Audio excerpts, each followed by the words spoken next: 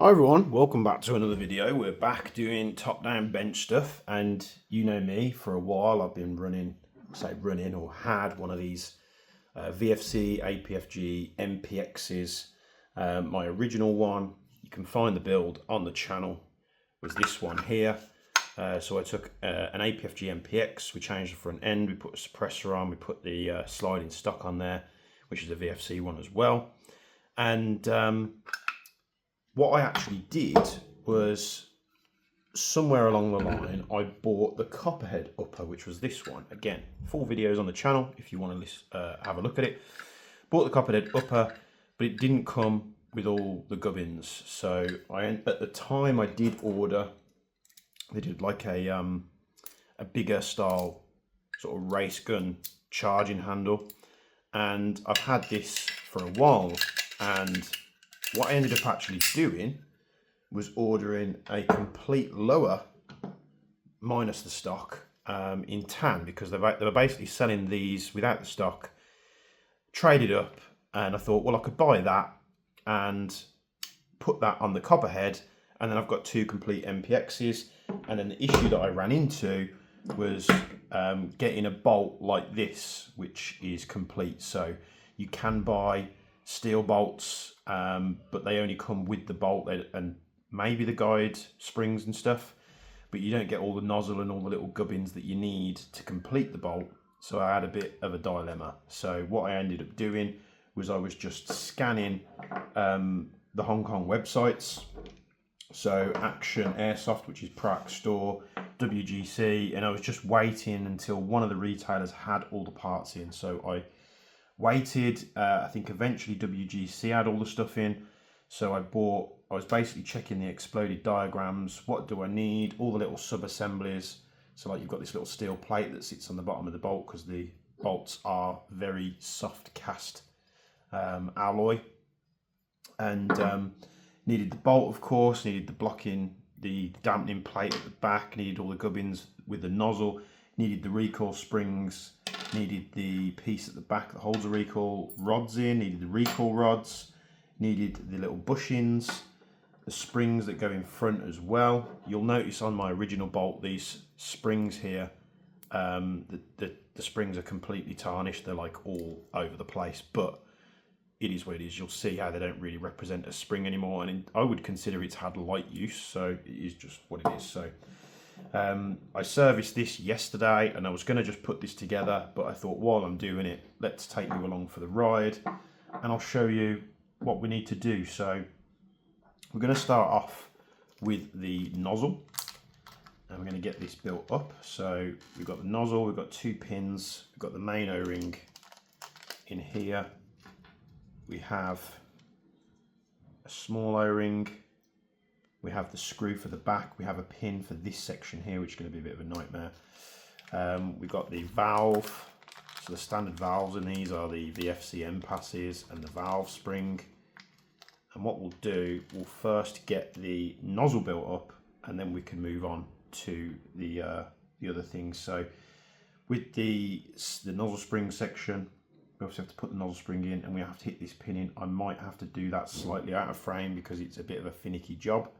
But what we can do is we can put the rest of the stuff in. So I tend to just lube up behind where the O-ring is going to be. Stops it getting stuck and not sort of being able to rotate if it needs to. So I lube up behind the O-ring, and then I'll lube up the O-ring itself. Just making sure it's nice and lubricated, because these things do run a little dry, and the grease or oil that you use will, you know, sort of spread out and dry out over time.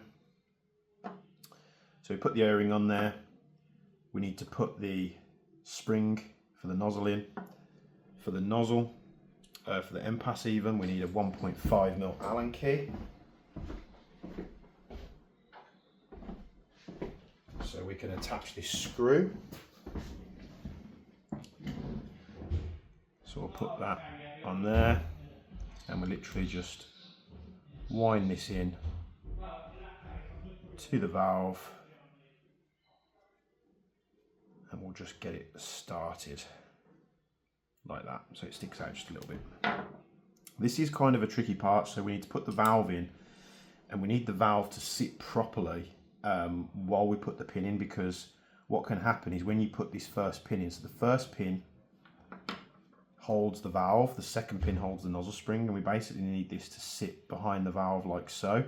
But when you're trying to push this pin through the nozzle, what can happen is the nozzle can turn and the pin will hit the valve, or it hits here, or the valve spins round. So you just have to make sure that it's perfectly orientated when this pin goes in. So what we can do, we can get this pin started. A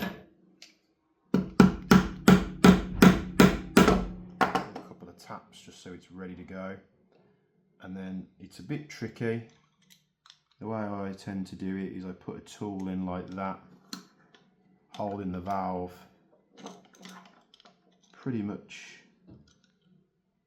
in place where it needs to be, and then get that pin started.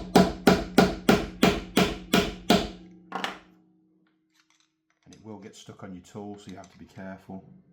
But while we're doing this, we're basically just gonna, if it does get stuck, we'll just have to pull the pin out a little bit.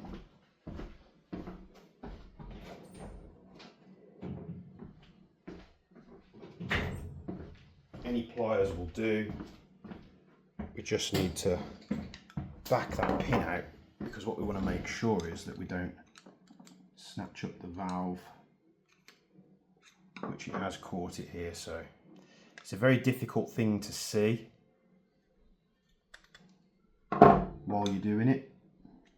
So we freed the valve up there, and we just want to sit that out of place.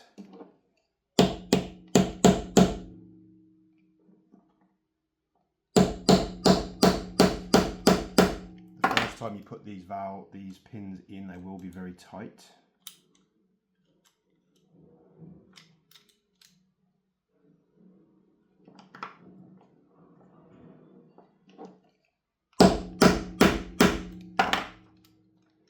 Once we've kind of got the valve caught, we just need to stop it from spinning.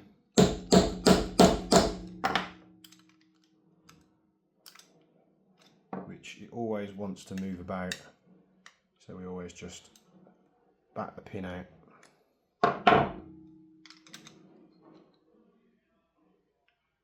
And just be very careful.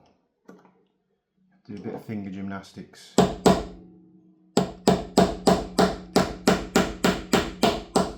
Once you get it most of the way in, it will clear the valve, and then we can just literally send the pin home. And then it's centered there, and then that is now flush with that one side. And what I'll usually do is I'll just tap that once or twice just to get it sat just below the surface. You don't want it binding up in the bolt.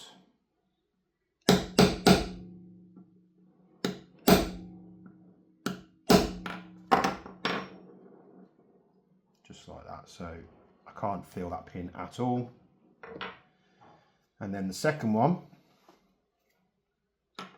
we were going to first have to assemble this nozzle spring section, which is a bit of a pain in the backside. Again, it's one that we're going to want to get started.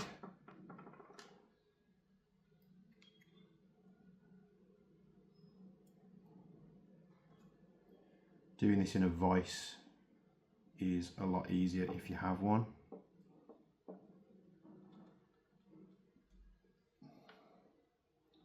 Fortunately, the vise isn't going to be where the camera is. So what I'm going to do, I'm literally going to step away. I'm just going to put this nozzle spring in here, and I'm just going to press this pin in with a vise, and then I'll come back when that's done. Right, so that's done. All I did was put this in the drawers. They've got a vise downstairs, put the pin in and then turn the vise, and it will slowly push the pin in. When it gets so far, I put the spring in, carry on turning it. It sticks out slightly one end, so I tapped it with a hammer. It's a bit of a pain if you haven't got basic tools like that. doing these, there are a couple of people that do like little 3D printed jigs for these, where it will hold it nice and flat, which is a lot easier. It's just that pin is so small, you just got to be careful you don't chonk your hands when you're doing it. So one thing I'm not a fan of on these VFC springs is that the connection points are off to one side rather than being in the middle. And what that means is it will always, like if you put the spring in straight, this piece at the back sort of sits at an angle. So just try and find the angle where it sits best, which is probably that one. It's just, it is what it is. So we'll get this pin started. Don't mind them bobbing off outside. So get that pin started, we push this in. As long as we keep that flat section in line with the pin side, it should be okay. So what we'll do is we'll hold this in, get it lined up, hold this in like that, and then we're going to tap this.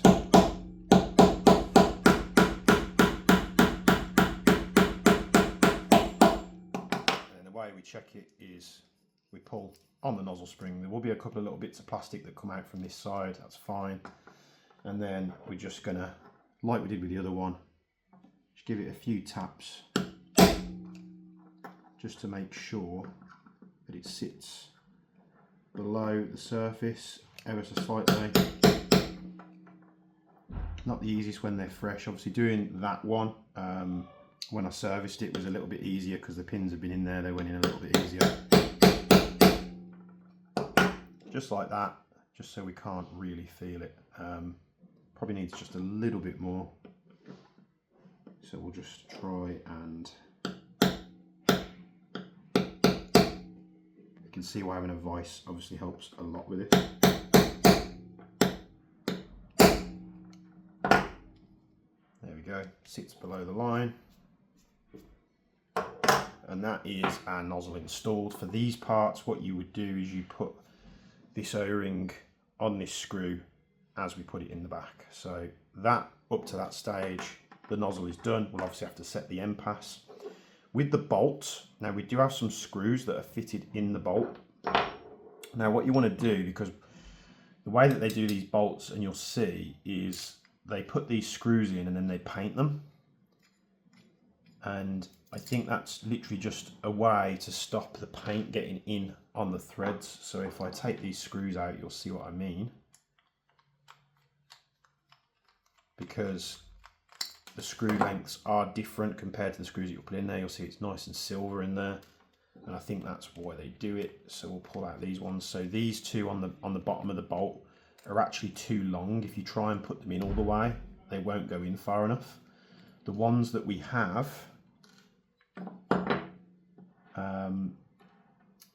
which are here somewhere, there we go, they're a lot shorter, like that.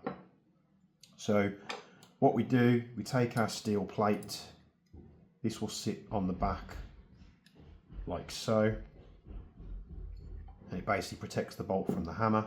Now with these ones, what I would suggest you do first is get a nice tool. So I've got these Wera ones, nice fresh fitment so it doesn't slip. We're just going to go down, make sure they do indeed go all the way down, which they do, and then we're going to use a thread lock. Now the ones on the original bolt were thread locked. I couldn't actually get them out without destroying the screws, so I left them in there. It doesn't really need to come out afterwards. We could get them out by applying some heat, so I'm using some of this Loctite, which is 270, very strong stuff, and we are going to put this in here, just bottom that one out, and then we'll tighten the two up together. So 1,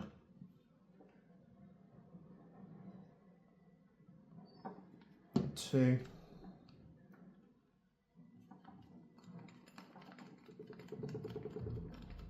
so once those are down, we're just going to turn them until they stop dead. We don't want to over tighten these, like that. And then all I'm going to do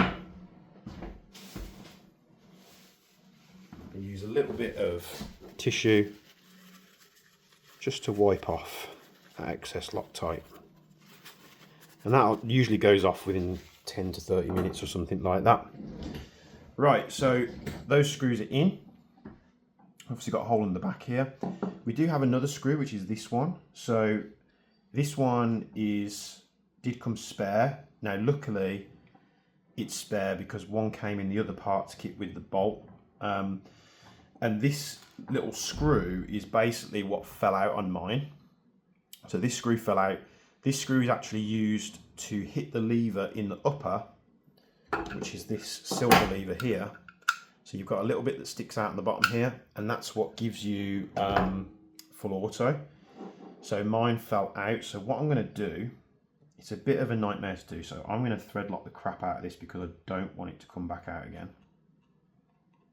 Because it did come out whilst firing, and I never found it again. They do have to go in on a little bit of an angle. You'll need I think it's a 2mm. So I've just loaded that up with thread lock. You have to sort of do it at an angle to get it started. Just do it loosely. You'll see how loose this one is. This is my used bolt, which I'm just going to be robbing this spare screw for. Luckily it came with one, I haven't got to find one. I do have screw parts kits, but luckily I think this one's threaded. So what I'll probably have to do with this one is find one that's longer. And that's probably why it broke in the first place. I imagine it came loose and then the bolt's been hitting it. Yeah, it's not gonna tighten up. So for my original bolt, I'll get one that's slightly longer, or we'll have to find a different way of fixing that. So we'll put that to one side. We'll get this fresh one though. And again, I'm going to load it up with thread lock. You really don't want this thing to come loose. So what I would do is I'd load this screw up and then just wipe off the excess. So I've got plenty loaded up there. I'm going to get it started. And then once it's started, I'm actually going to drip down a bit more thread lock into this hole. With that sort of set, I'm just going to poke a tool in there just so it gets down into the threads. Might seem excessive, but if, like me, you've had this screw come out, like it's destroyed the threads on that one, you really don't want this one moving. And the reason they've done this is so that, again, they can use a cast metal on the bolt, and then all the contact points of the bolt, like this screw, like the back here, like the one we're going to put in the front in a moment, it's basically taking the brunt force of the mechanism rather than the cast bolt, because the cast bolt will just get destroyed. So that one's in. This one is what is used on the front here for the bolt stop. So again, I'm going to load some up in here, just a tiny bit, and then I'm going to start threading this in, and then once it's threaded in, I'm going to put some on the threads. Again, this is a screw that we do not want to come out. I will probably eventually upgrade to the steel bolts, but the rate of fire on these MPXs is, I've always described it as pure violence, and people are like, what do you mean just pure violence? And then those that have gone and bought one have told me, yeah, I understand exactly what you mean now. It is chaotic. So I'm going to make sure none of that Loctite stays on the inside. I'm going to wipe that out here, wipe it off the front face, and again, we'll give this enough time to set where it's not going to cause us an issue. So that's the screws all in. Just wipe off the excess off the back here. What we'll do, you can just use a little flathead with some tissue just to absorb that out. Not a fan of the design of this part on the back, but it is just, it's what it is, and there's not really much we can do about it. Right, so on the front kit here, we've got this main bolt. This does have an O-ring that sits on it. like that. And then this sits, just have to check, it's in there like that. And then what we're going to do, we're going to get our lubricant. We're going to lube up the inside of the bolt because it's very dry from factory. This is just going to help the bolt and the O-ring on the back, just spread it down the bolt, because what we don't want is any friction in here. And then again, I'm going to load up this O-ring like so. I'm going to put a little bit on the sides here, just any contact point that will be inside the bolt, so just these flat surfaces like that. And then the last place I'm going to put it is in this channel here, which is where this little block sits. Once that's lubed up, we can push this into the bolt like so, and we have to line up this back plug. So what we'll do, it's got two flat edges on it, and we need to just rotate this round till it pops in the back like that. You'll feel it pop in. I'm not going to Loctite this screw in. You might say, well, why aren't you Loctiting that screw in? Because we will actually need to get this one out to service it. So I'm going to use a screwdriver, and what you want to make sure when you're doing this, so the little O-ring does like to get caught up on this steel plate, so if you see that, just push that in. And when you're screwing this in, you don't want to put any downwards pressure on. You just want to try and just enough to keep the screwdriver in there, because you don't want that plug to push out and rotate. And then we're going to give this a nice bit of manual torque. We're going to try and spread this lube around, and then if we need any more, we can just dot it in there like that. With that in, we can take our guide for the top. I'm just going to apply a little bit of lube on this curved surface at the bottom here, and then we just pull the nozzle out ever so slightly, and this slots down in there, and this keeps your nozzle nice and straight. And this, you will need a 3mm Allen key. Don't forget to put that little O-ring on that bolt before you put it through. And then we're just going to snip that down.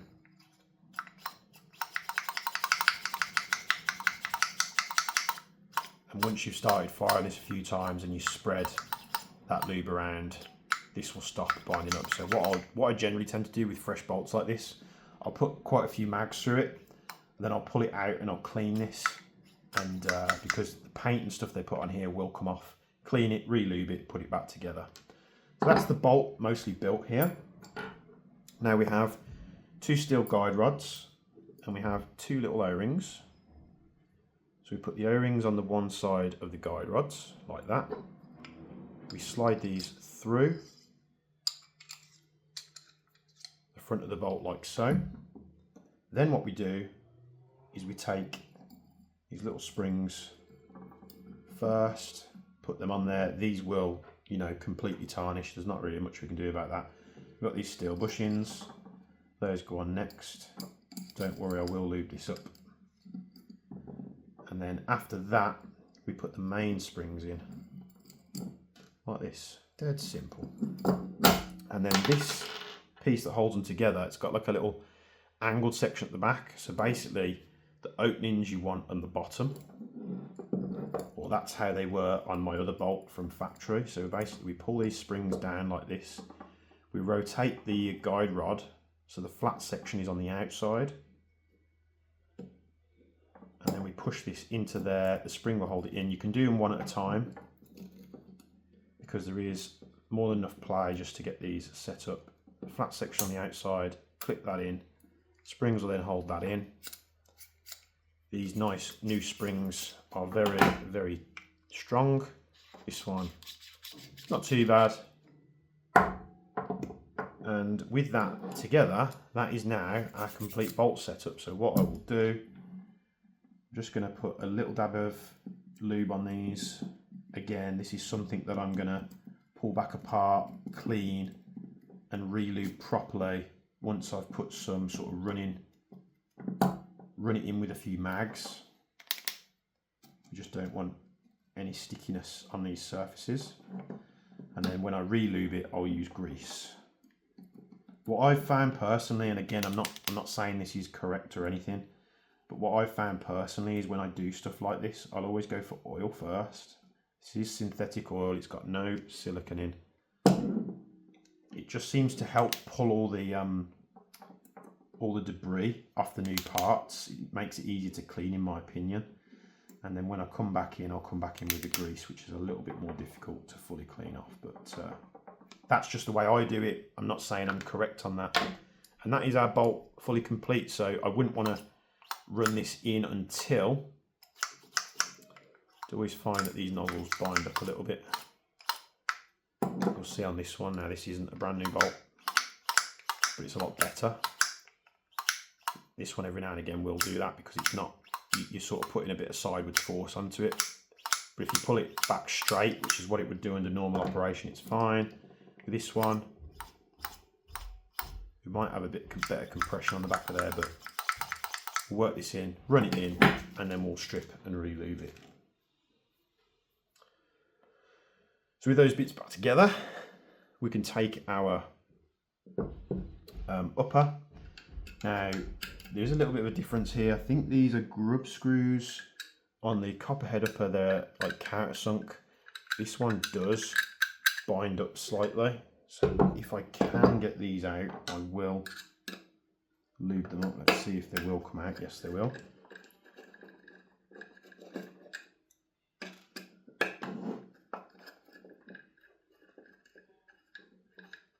A little bit grindy.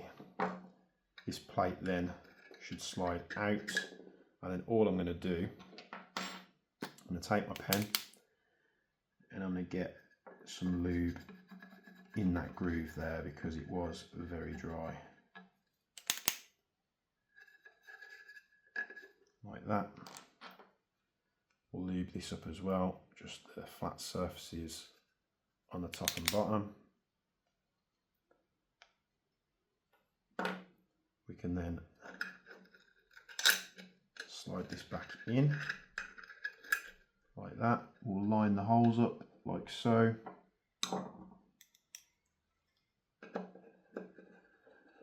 It's not too, these screws will actually be held in by the lower. The lower sits on this surface. So you don't got to worry too much about Loctiting these in. Just need to keep an eye on them. You also don't want to torque these down too much because what they can do is they can actually pinch the metal in.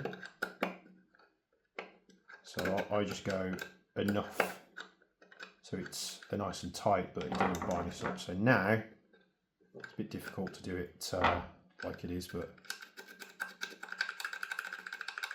I can move a little bit more freely. So this one being the copperhead. Will this get the new bolt? I'm not too sure. Don't know what to do now. Maybe we'll put the original bolt back into the Midwest one, just because that's the gun it came out of. But we do need to fix the original bolt, so you know what? No, we won't do that. We'll put this into the normal MPX. So just going to put bit of lube on the contact surfaces. You don't want to go overboard with this. You never really want to put it on the face that sits outwards inside the gun. I'll dab a little bit here, a little bit here, a little bit under here.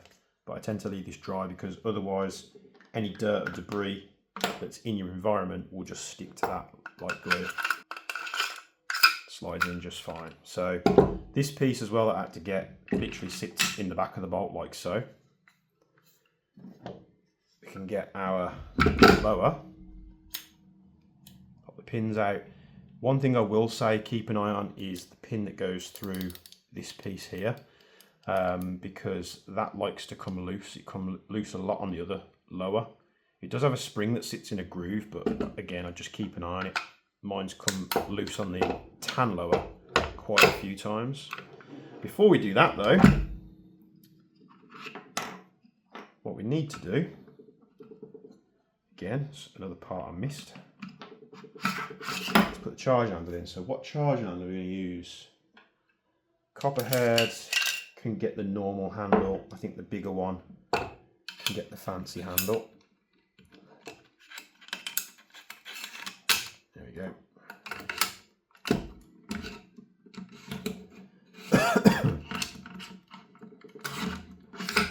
Getting a little bit ahead of myself there.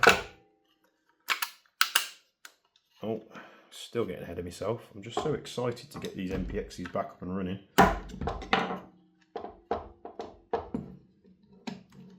Just forgot to put this plastic piece back in. And now,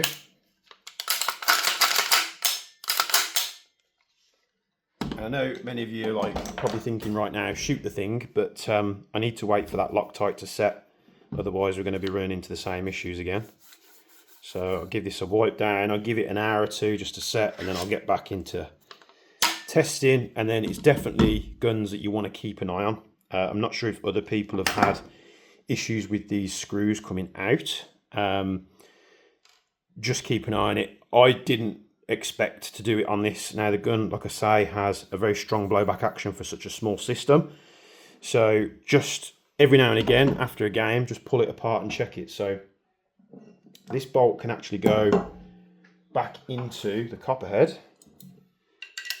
It's just I need to find a fix for that bolt, because without the bolt the full auto won't work. Semi-auto works fine, just it completely negates auto, because what happens is you'll see that little gap there where that screw needs to be, and as the bolt comes forward, the bolt with the screw on hits this lever, which pulls forward, and that lever then pulls on your auto sear, which is how it works.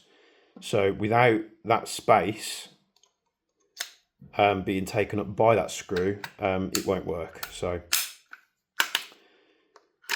and what I've experienced is, I forgot to put that block in again. That's what I've experienced. Because I'm used to putting M4s and MCXs together. I'm not used to putting this block in. And what will happen is, semi-auto, the gun will work fine.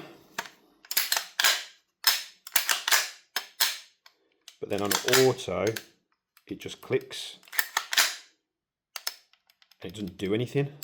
Every now and again it will do it, just because the bolt coming forward, if that lever somehow seems to be back, tapping it forward at such a high rate, sometimes it will work, but you'll see how it tripped then. So I pull the trigger, nothing happens. I put it into semi and it fires. So I might have to get a steel bolt for this. I'm not entirely sure. Hopefully I can find another screw that will go in and hold those threads. But those other 4 screws are just what was in the new bolt after it's been painted. These are covered in paint. If I can show you this, they're covered in like black paint, so I'll discard those and not use them. But yeah, a little bit of a build video for you. I know some of you have been wanting it. So lovely clean benches, but there's my MPXs. Just one more step on this one to get them back up and running, but this one now should be good to go once the Loctite is set. And yeah, can't wait to get using them again. Thanks for sticking around as usual. Hope you enjoyed the video. Hopefully it's been helpful to you if you're in the same situation. A like of the video and a subscribe to the channel will go a hell of a long way, but I'm not going to force you to do it. But 80 to 90% of people that watch my channel aren't subscribed, so if you could, that would be great. Have a great day, and as always, from me and the Continental, we'll be seeing you in the next one.